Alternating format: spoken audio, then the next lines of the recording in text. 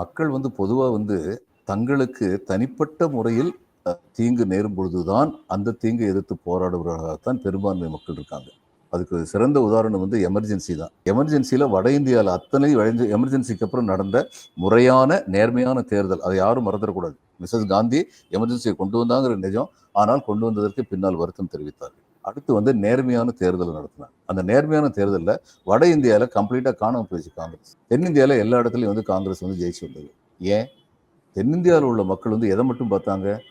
Bus சரியான நேரத்துக்கு ஓடுது, ட்ரெயின் சரியான நேரத்துக்கு ஓடுது, காலேஜ் பசங்க பியூசி பசங்கள்லாம் ஸ்ட்ரைக் பண்ணாமல் ஒழுங்காக காலேஜுக்கு போகிறாங்க, காய்கறி விலை குறைஞ்சிருக்கு, விவசாய நிவாரண சட்டம் நடந்திருக்கு, இதெல்லாம் அவங்க பார்த்தாங்க. அவங்களுக்கு உதவியானதை பார்த்தாங்க. அப்போ அவங்க இந்த நாட்டில் சர்வாதிகாரம் இருக்கணுமா ஜனநாயகம் இருக்கணும்னு தீர்மானிக்கல. நமக்கு தேவையானது கிடைச்சா ராமன் ஆண்டா என்ன, ராவணன் ஆண்டா என்ன, இதுதான் ஜனங்களுடைய மனப்பான்மை. என்னென்னமோ பேசிக்கலாம் எல்லாரும், ஜனநாயகம் உயிர்ப்பித்து விட்டதுன்னா உண்மை இதுதான். வட இந்தியாவில் என்ன நடந்துச்சு? குடும்ப கட்டுப்பாடு பிரச்சாரம் ஒரு அதி தீவிரமாக நடத்தப்பட்டது. அது சில குறிப்பிட்ட குடும்பங்களை அதிகமாக பாதிக்கிறது. என்குரோச்மெண்ட் கிளியரன்ஸுங்கிற பேரில் முஸ்லீம் மதத்தை சேர்ந்தவர்கள் மட்டும் அதிகமாக வெளியேற்றப்படுகிறார்கள். இப்படியெல்லாம் கொஞ்சம் கொஞ்சமாக அந்த புரட்சி அலைகள் பொங்கி வருகையில் புல்லின் நுனியும் புதுமை சிலிருக்கும், புல்லாங்குழலும் புரட்சி வெடிக்கும்னு மு மேத்தா சொன்னார். அது மாதிரி தான் அங்கே கம்ப்ளீட்டாக காங்கிரஸ் வாஸ் ரவுட்டட்.